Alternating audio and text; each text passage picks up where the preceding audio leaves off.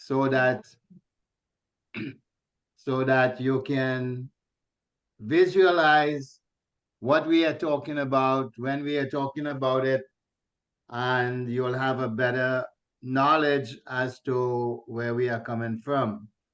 Now, our main study start with Babylon, and you see it in the red circle. We have Babylon, and we have Babel, we have Shinar, we have the Tigris River, we have the Euphrates River, and Ceylon, as I told you, were situated between the Tigris River and the Euphrates River. Now, we have the Assyrian Empire. This was the one existing in the year 627. The capital was Ashur. We have Nineveh, we have Haran, and we have Carchemish. So these are some of the main cities in the Assyrian Empire. Now, over here at the bottom on your left-hand side is Egypt. So you can see how far apart they are. And then over here, we have Jerusalem. And this area here will be considered the kingdom of Judah. So when Nebuchadnezzar had to come to Jerusalem, he had to come all the way around here because you have the Arabian desert on the, in this area here. And you have Syria. He had to come around when the Pharaoh from Egypt had to go up to Carchemish to fight. He had to pass this way. So when he's returning, he passed by Jerusalem. He passed through Israel. When Nebuchadnezzar was on his way to Egypt, he had to pass through Jerusalem. When he was on his way back home, he had to pass through or close by Jerusalem. So you will see that how the proximity of these cities were, so you have a better idea as to what was taking place. Now, we said that in 627, this was one of the first cities to fall when Nabopolassar, in fact, we could go back a little further. Babylonia was the first city to fall to Nabopolassar. And he established himself in this area, and then he attacked Ashur and Nineveh and Haran, and the final place was Carchemish. So you have an idea as to where these places are situated. So 627 was an important year because in that year, Ashurbanipal died, and in 15 short years later, the Assyrian Empire was destroyed. The last stronghold was Carchemish. This is the last place that the battle was taken, where the battle took place. Nebuchadnezzar in 608 attacked Carchemish. The same time, they've been asking for help from Egypt for at least 10 years. Finally, there was a new pharaoh in Egypt, so he decided in 608 that he is going to go up to Carchemish to help out the Assyrians. On his way there, he met Josiah, the king of Judah. And he said to Josiah, "Why are you attacking me? I have no problem with you. Why don't you just leave us alone? Go back home." Josiah, against everybody's advice, he decided that he is going to fight with Necho, who is the Pharaoh of Egypt. Josiah was killed in the year 608, so this is the second important year in the calendar. 608, King Josiah died, and they put his son Jehoahaz in his place to rule Judah. Necho went up to Carchemish, and believe it or not, he defeated Nebuchadnezzar at Carchemish. Nebuchadnezzar had to go back home and rebuild his army and rebuild his chariots and stuff like that. It took him 3 years to do that. Now, when Necho was on his way back to Egypt, where he lives, he saw Jehoahaz on the throne. He did not like that. So he removed Jehoahaz, took him to Egypt, where Jehoahaz died. He placed Jehoiakim on the throne in Jerusalem. So Jehoiakim was loyal to Necho, the Egyptian pharaoh. This happened in 608. Now, 605, Nebuchadnezzar came back again after 3 years, defeated the garrison at Carchemish, and then he was on his way down to Egypt. Again, before you get to Egypt, you stop by Jerusalem. And in Daniel chapter 1, verse 1 tells us that Nebuchadnezzar besieged Jerusalem, and this was the first besiegement. And there he had a talk with Jehoiakim, and Jehoiakim switched sides. So he decided that he was going to pay tribute to Nebuchadnezzar. So while Nebuchadnezzar was on his way to Egypt to do battle, he heard that his father died in Babylon. So he had to postpone all the fighting, turn around, and he passed by Jerusalem again. He picked up Jehoiakim and some of the Hebrew children, and he went back to Babylon to secure his throne. 3 weeks later, Nebuchadnezzar became king of Babylon. So this is where we are, and these are some of the places that we talk about in the past lessons. The other thing we did last week, we talked about Jehoiakim, who lasted 11 years on the throne, and how he was in fetters. He was ready to go to Babylon. He was captured by Nebuchadnezzar, and he was about to be transported to Babylon as a prisoner. For some reason, somehow he committed suicide, and he was never he never became a prisoner in Babylon. I also told you last week that his body was never buried. He was cast he was cast on the dump heap. Then we talk about Jehoiachin. He lasted for 3 months, and he surrendered to Nebuchadnezzar. He, his mother, his court, and some of his advisors, and they were all transported to Babylon as prisoners. And Zedekiah became king for the last 11 years. So that is what we talk about the past 2 weeks. So today we are going to start Daniel chapter 1, verse 1. In the 3rd year of the reign of Jehoiakim, king of Judah, came Nebuchadnezzar, king of Babylon, unto Jerusalem and besieged it. Now remember, in our very first lesson, we talked about Judah. We said the nation of Israel had 12 tribes, and they were all one under King David, King Solomon.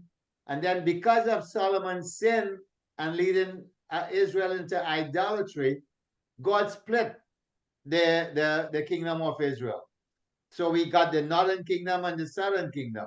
The southern kingdom is known as Judah, and there are 2 tribes. So this is who we are talking about. The kingdom of Israel had already gone into captivity since the year 721, and they are called the lost tribes of of Israel, the 10 lost tribes of Israel. But in our study in Revelation, we saw where God sealed 120,000 from that 10 tribes. So in man's eye, that 10 tribe is lost, but in God's eye, they are still around. And I showed you an example of Jesus talking to the woman of Samaria and Jesus talking to Nathanael. They were two Israelites indeed, and Jesus revealed himself unto them. So God knows that there are still Israelites, at least 120,000 Israelites in the world today. So our study is about Judah, which is the southern kingdom, and the king there was Jehoiakim. I told you in 608 he became king. He was placed on the throne by Necho, the Egyptian pharaoh. So in the third year of his reign, Nebuchadnezzar, king of Babylon, came unto Jerusalem. Now, in the third year of Jehoiakim, king of Judah, Nebuchadnezzar was not yet the king of Babylon. Nebuchadnezzar was controlling the military arm of the kingdom of Babylon. At that time, his dad was old. And as I told you before, he died in 605.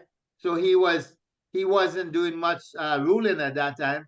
So Nebuchadnezzar was like a co-regent, and he came down to Judah in 605, and he besieged it. We talk about the besiegement.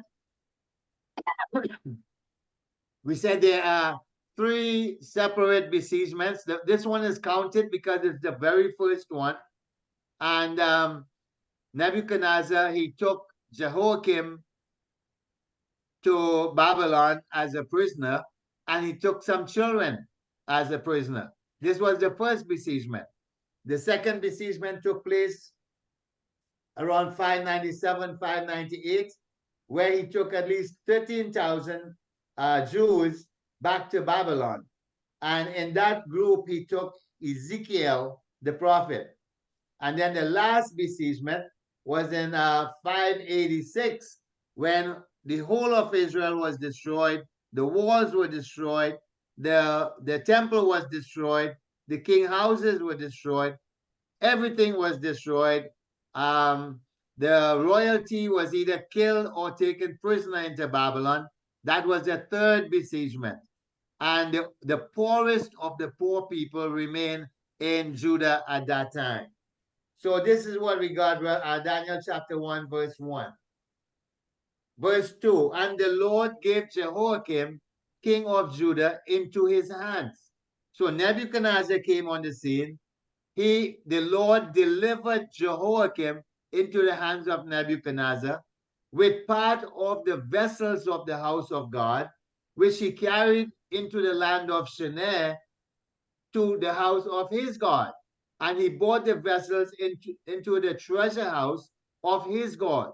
Now, in those days when they were fighting a battle, it's also not just your army against my army. It's your God against my God. And which God is stronger? Now, pay attention to this. God gave Jehoiakim into the hands of Nebuchadnezzar with part of the vessels from the house of God. And so we will discuss why would the Lord give Jehoiakim, the king of Judah, into the hands of Nebuchadnezzar. Also, we will discuss the land of Shinar. But before we do that, I want to show you something. And this is by the way. When Nebuchadnezzar attacked Israel or attacked Egypt, he is not coming with Babylonians only. His army is comprised of a lot of different people. Look at 2 Kings 24, verse 2. And the Lord sent against him, which is Jehoiakim, bands of the Chaldees, and bands of Syria, and bands of the Moabites, and bands of the children of Ammon. So Nebuchadnezzar's army was comprised of all these different nations because they were hired um, as mercenaries, and they were paid to fight for Nebuchadnezzar.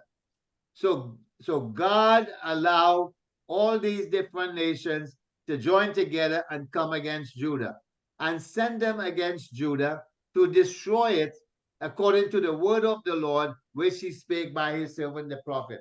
So I want you to bear in mind that when an army comes from Babylon, it's not just Babylonians. It's all different people from different countries. Second Kings chapter 24, verse 3. Surely at the commandment of the Lord came upon Judah. Why? Why did God give Judah and Jehoiakim into the hands of Babylon? For the sins of Manasseh. Now there are two reasons why Judah had to go into exile. Two reasons. We are dealing with one reason tonight. And this is for the sins of Manasseh, according to all that he did. That means that Manasseh was an evil man. And also for the innocent blood that he, Manasseh, shed. For he filled Jerusalem with innocent blood, which the Lord would not pardon. So because the sin of Manasseh was so wicked, God refused to pardon Manasseh. Okay. I will cause them to be removed into all kingdoms of the earth. Why? Because of Manasseh, the son of Hezekiah, the king of Judah, for that which he did in Jerusalem. Question: why did God give Jehoiakim and some of the vessels and some of the children to Nebuchadnezzar? Because of Manasseh and what he did. Look at 2 Kings 21, verse 11. Now remember, 2 Kings was, 1 Kings, 2 Kings was written by Jeremiah. So you will find a lot of these things repeated in the book of Jeremiah. Because Manasseh, the king of Judah, had done these abominations. So the level of his sins was about abomination. And had done wickedly above all that the Amorites did, which were before him, and had made Judah also to sin with his idols. Now you remember when Israel entered the land of Canaan, there were people living there, and they were worshiping idols. They had groves, they had high places, they worshiped their gods in their way. God told Israel to destroy them because of their sin. But in this verse, we see that Manasseh, he was committing abomination above that which those people did. So he was a very evil man. All right, so who is Manasseh? Manasseh was the son of Hezekiah, the king of Judah. So then you say, okay, who is Hezekiah? In Sunday school, you must have heard this story that Hezekiah was the king that Isaiah came and talked to and said, Hezekiah, set your house in order, for you are going to die. And when Isaiah was leaving the king's court, the Lord, Hezekiah turned his face against the wall and he was crying out to God, asking for more time and repenting for his sins and stuff. God sent back Isaiah and told him, go and tell Hezekiah, I'm going to give him 15 more years. This is the father of Manasseh. Now, when God told Hezekiah to set your house in order, what he was also talking about was you don't have any children, select someone who will take your place as king of Judah. So now the reason why Hezekiah was crying and facing the wall was not because he was he had self-pity, but because he was doing a great job on behalf of God. He was pulling down the high places. He was destroying the groves. He was breaking down the idols. And he was leading Judah back into the worship of the true God. So he wanted more time to finish the work that he was doing. So now when God gave him 15 more years, in the first 3 years, Manasseh was born. By the time the 15th year was up, Manasseh was 12 years old when he began to reign. And Manasseh reigned 50 and 5 years in Jerusalem. He was one of the most wicked kings in Judah. He lived the longest. He lived longer than David, longer than Solomon, longer than Jeroboam, and he lived 55 years.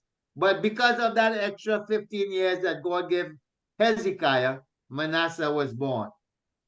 So you say, what did Manasseh do that was so evil? What did he do?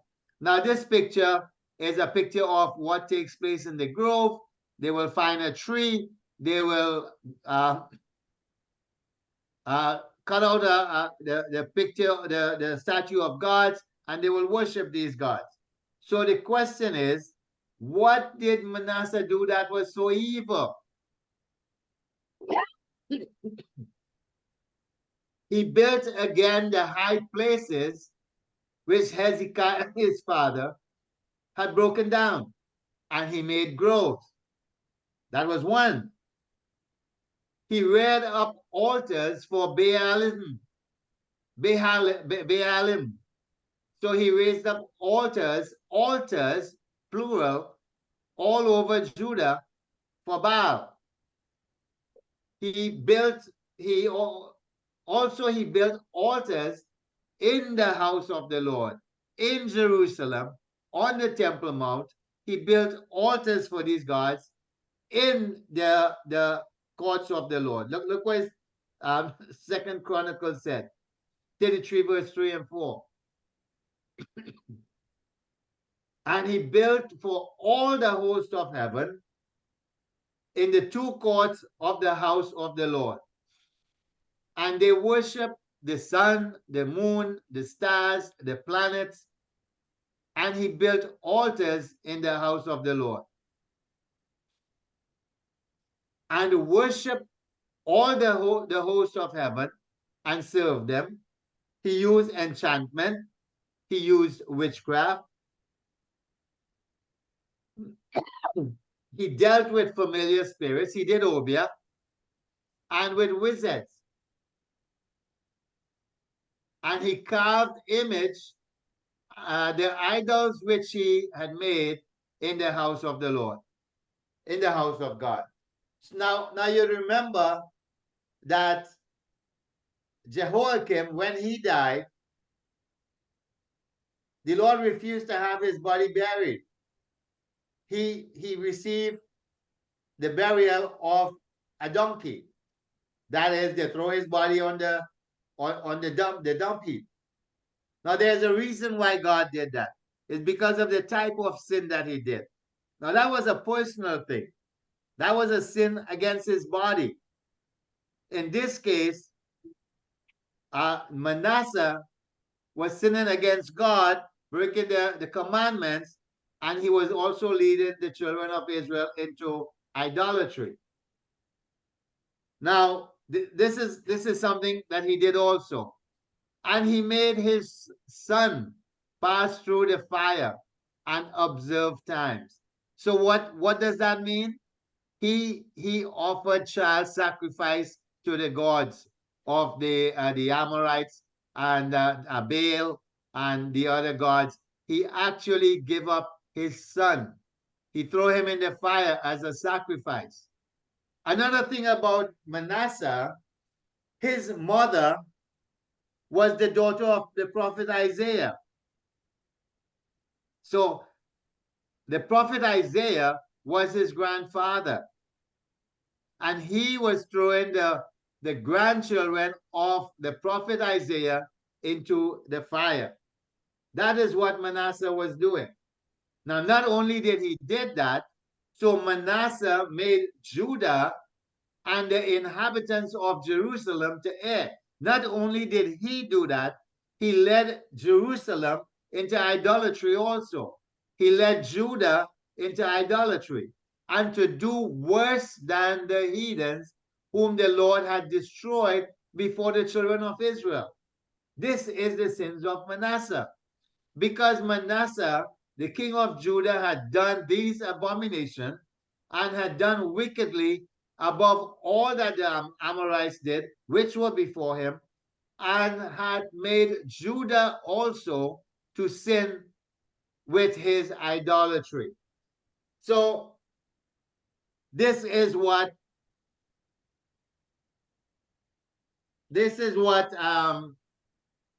Manasseh did to provoke God.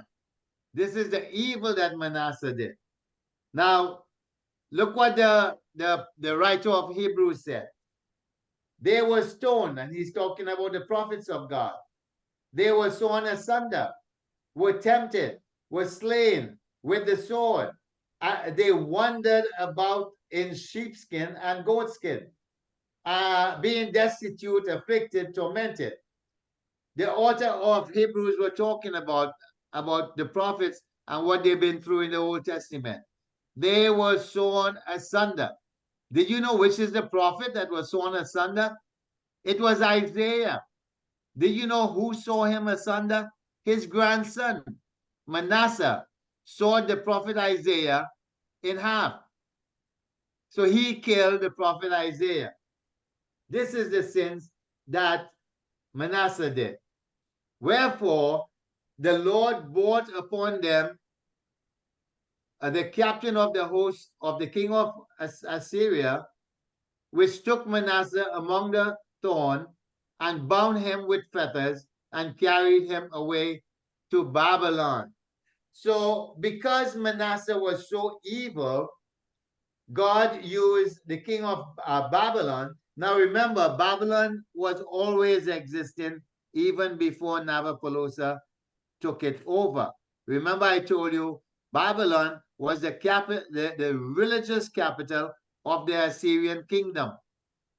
And God used the Assyrian king to come against Manasseh, and it is said that they put a hook in his nose and carried him to Babylon in fetters.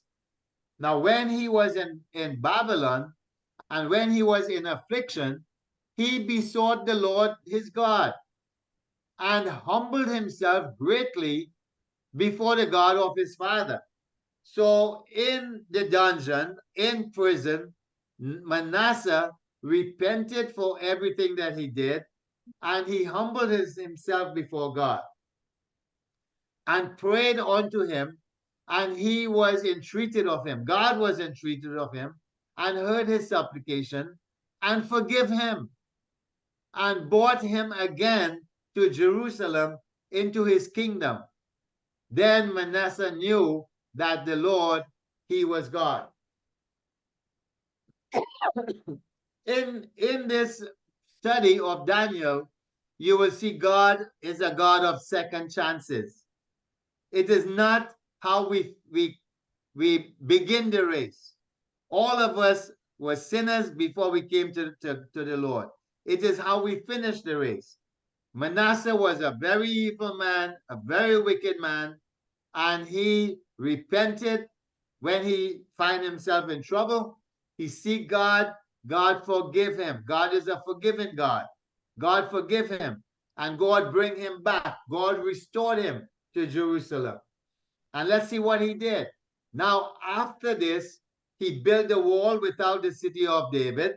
So he built a wall around the city of David on the west side of Gihon, in the valley, even to the entering in at the fish gate, and compassed about Opal, and raised it up a very high, a great height, and put captains of war in all the fence. So in other words, he took care of Jerusalem, he built a wall, he repented, he came back to God, and he took away the strange gods that he built, and the idols out of the house of the Lord, he removed them, and all the altars that he built in the mount of the house of the Lord, he removed them in Jerusalem. He moved them and cast them out of the city. So he started cleansing. And he repaired the altar of the Lord, and he sacrificed thereon peace offering and thanks offering, and commanded Judah to serve the Lord God of Israel. So he repented, he made a turnaround, a complete turnaround, and he tried to lead Israel back to, to God. But remember, he he shed innocent blood in Jerusalem, and God said he can't pardon that. So although Manasseh made it to heaven, Judah was still punished for what he did and for what they did. And the Lord gave Jehoiakim, the king of Judah, into his hand with part of the vessels of the house of God, and he carried it into the land of Shinar, into the house of his God, and brought the vessels into the treasures of his God. So this is why God gave Jehoiakim, the king of Judah, and the children of Judah into the hands of Nebuchadnezzar. Now I said there are two reasons. Later on we will pick up the second reason. But right now it was because of Manasseh.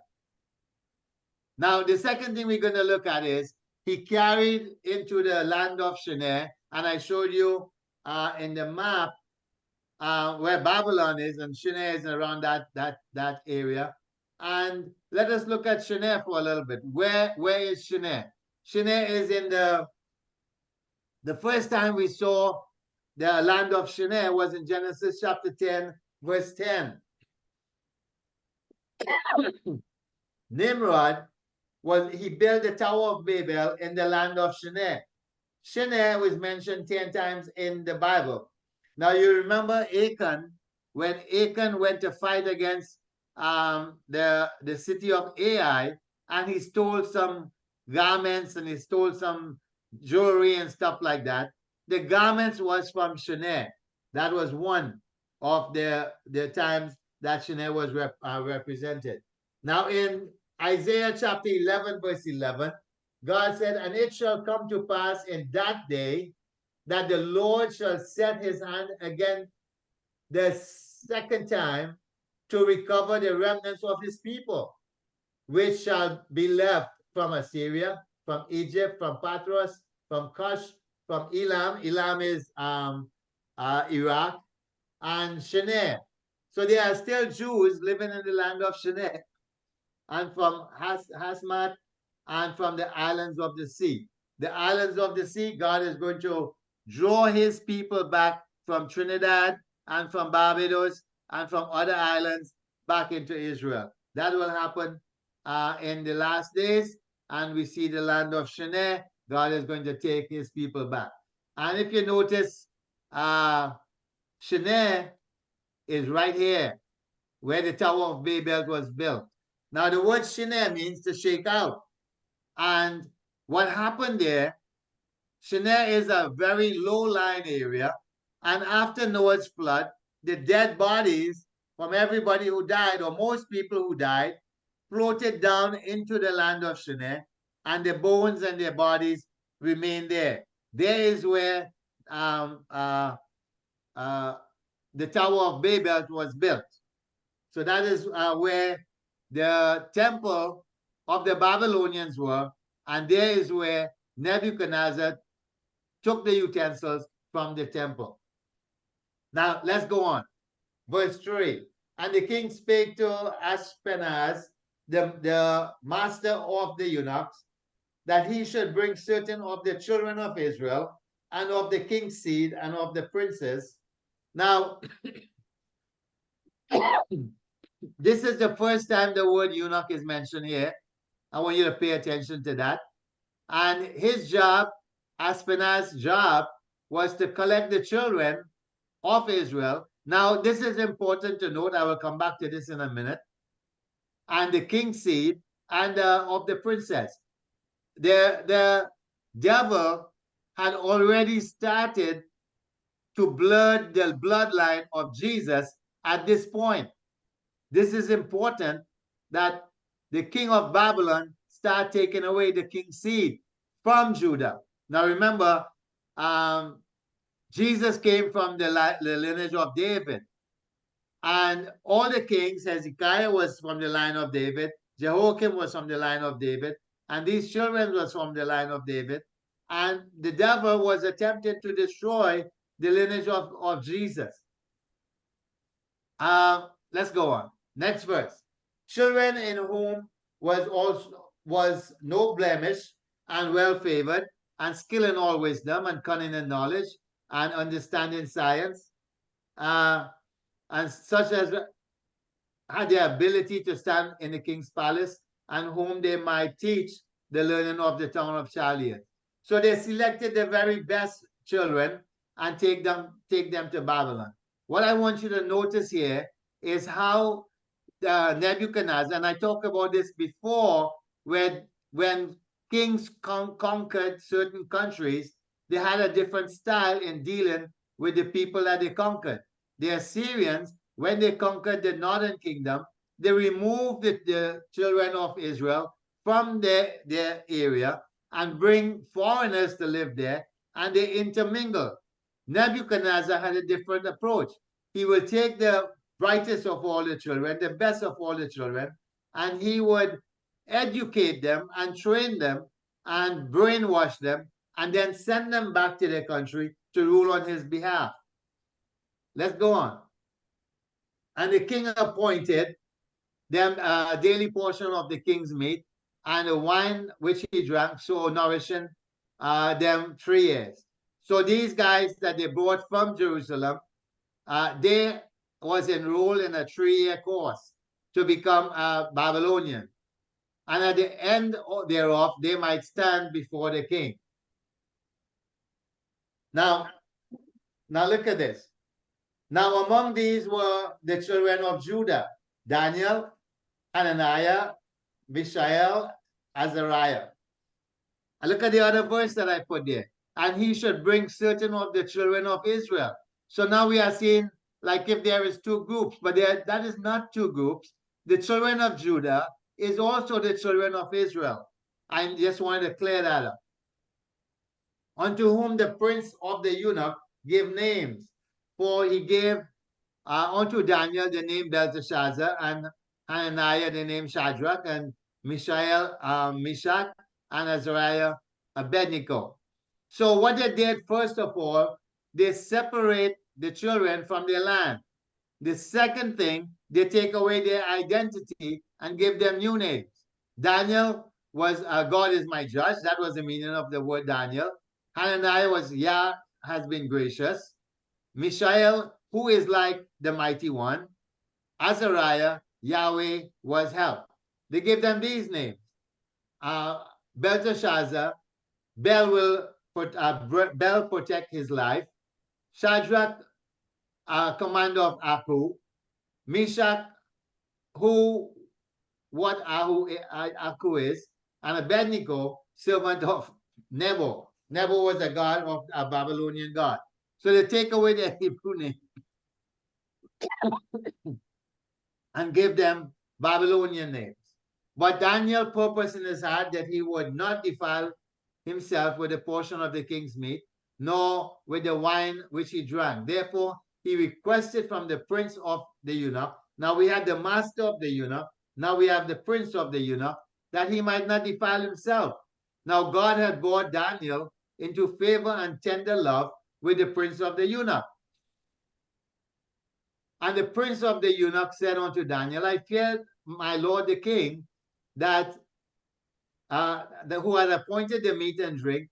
Why should your faces be worse than the other children? And if your face look worse than the other children, then my head is in trouble.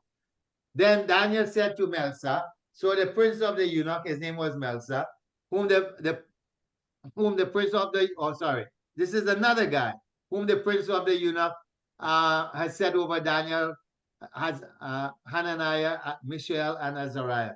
So you have the master of the eunuch, the prince of the eunuch, and then you had the person who was personally responsible for these guys. Prove thy servants, I beseech thee, 10 days, and let them give us pulse to eat and water to drink. And let our countenance be looked upon before thee, and the countenance of the children that eat the portion of the king's meat, as thou seest, deal with thy servant. So he consented, and with the matter, and proved them 10 days. At the end of the 10 days, the countenance were fairer and fatter in flesh than all the children that eat the portion of the king's meat. We go back to the book of Revelation. In the book of Revelation, and it's the Revelation chapter 2, verse 10. Fear none of those things which thou shalt suffer beyond. Behold, the devil shall cast some of you in prison, that he may be tried, and he shall have tribulation 10 days. A 10-day period in the Bible is called a period of testing. So that's why I bring up this scripture. Then Melsa took away the portion of their meat and wine that they drank, and gave them pulse. Pulse is uncooked vegetables. As for these 4 children, God gave them knowledge and skills in learning and wisdom. And Daniel had understanding in all vision and dreams.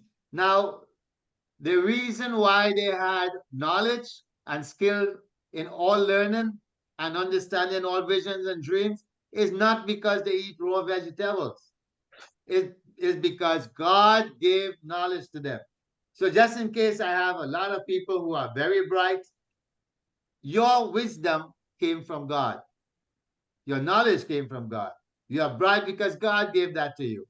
And like me and Pastor Michael was talking this week, from whom much is given, much is required. Let's go on. Now at the end of the days that the king had said he should bring them in, then the prince of the eunuch brought them in before King Nebuchadnezzar.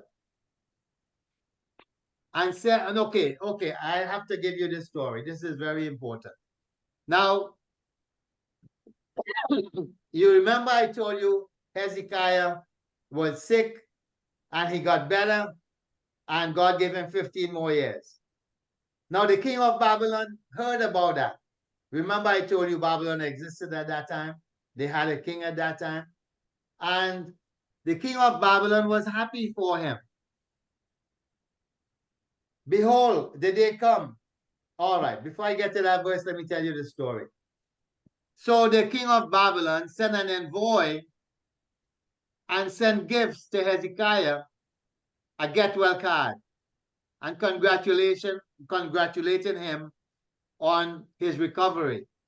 So what Hezekiah did, he was so excited, he took the envoy and his entourage and showed them everything that he had in the palace. Everything that he had in the palace. He showed him the gold, he showed him the silver, he showed him the incense, he showed them the armor, he showed them his military power, he showed them everything. God was paying attention, and he sent Isaiah. And Isaiah talked to King Hezekiah like he's talking to a little kid. He said, Hezekiah, who are those people that you was walking around with? Oh, they are envoys from Babylon. They came to see me. They brought me gifts. He said, Hezekiah, what did you show them? He said, there is nothing in my palace that I didn't show them. I probably showed them my bedroom also. Everything. And then Isaiah said this, behold, the day comes that all that is in thine house and that which thy father had laid up in store until this day shall be carried to Babylon, and nothing shall be left, said the Lord. You showing everybody everything you got. God had to send Isaiah. I said, what are you doing? Why are you showing these people? He said, don't you know that these people are going to come later on and they're going to take everything that you have? Now look at this verse that I underlined. Thy fathers are laid up in store until this day. You know who he's talking about? He's talking about David. David stored up tons and tons of gold and silver and precious metal and incense and spices. And then what about Solomon? Who came after David? He was one of the richest people that ever lived. He stored up everything. And then Jeroboam, he stored up everything. And now we have Hezekiah, and he inherited all things. And he showed this to the Babylonians. God is saying, these Babylonians, now that they see what you got, they are they have enough reasons to come and take everything that you have. Now look at the next verse that I'm going to show you. And of thy sons that shall issue from thee, your children, and he also mean the children of David and the children of Solomon and all the king's children, which thou hast begot, shall be taken away, and they shall be eunuchs in the palace in the kings of Babylon. Did you know that Daniel was a eunuch? Did you know that Shadrach, Meshach, and Abednego were eunuchs? Now Jesus said something about that. Jesus said there are some eunuchs which were so born from their mother's womb. There are some eunuchs which were made eunuchs of men. And there are some eunuchs which had made themselves eunuchs for the kingdom of heaven. And he that is able to receive it, let him receive it. So I have listened to hundreds of hours of preachers and teachers teaching Daniel, and very few, maybe one, talk about Daniel being a eunuch. Did you ever hear about Daniel's wife? Did you ever hear about Shadrach, Meshach, and Abednego's wife? No. They were made eunuchs, and that is what Isaiah was telling Hezekiah. Now, Hezekiah lived about 100 years before Daniel, and this prophecy is now being fulfilled. Daniel was a eunuch. Now, look what God said about this. Neither let the eunuch say, behold, I am a dry tree, because they can't have children. The reason why we have children is so that our name will continue on, and then they have children and the name can continue on for the rest of our life. So the Lord is saying, don't let these eunuchs say I'm a dry tree. For thus said the Lord unto the eunuchs that keep my Sabbath. Now, not all eunuchs, but these eunuchs that keep my Sabbath and choose to do things that please me and take hold of my covenant. He's talking to Daniel, Shadrach, Meshach, and Abednego because they did things that pleased the Lord. They refused to eat the food. This is what the Lord say about them. Even unto them will I give in my house and within my walls a place and a name better than sons and of daughters. So the name that God gave to Daniel, Shadrach, Meshach, and Abednego was better than they having children. And I will give them an everlasting name that shall not be cut off. So what book are we studying? Thousands of years later, we are still talking about Daniel because God gave Daniel a name that will never be erased because he was in God's service. Let's go on. And the king communed with them, and among them all was found none like Daniel, Hananiah, Mishael, Azariah, and they stood before the king. So that verse, this confirmed that we are talking about the children of Judah that stood before the king. And in all matter of wisdom and understanding that the king required of them, he found them 10 times better than all all the magicians and astrologers that were in all his realm. Now the last verse, and Daniel continued even unto the first year of Cyrus. Well, that was said in Daniel chapter 1, verse 21. But in Daniel chapter 10, verse 1, it tells us that Daniel lived longer than that. Daniel continued longer than that. In the third year of Cyrus, king of Persia. He lived until the third year. A thing was revealed. the king of Persia, a thing was revealed unto him. So Daniel lived not just the first year of Cyrus, but the third year of Cyrus. This brings us to the end of Daniel chapter 1. I hope you enjoyed the study, and we will meet again for Daniel chapter 2. God bless you all. Thank you for joining, and I turn back over to Pastor Michael.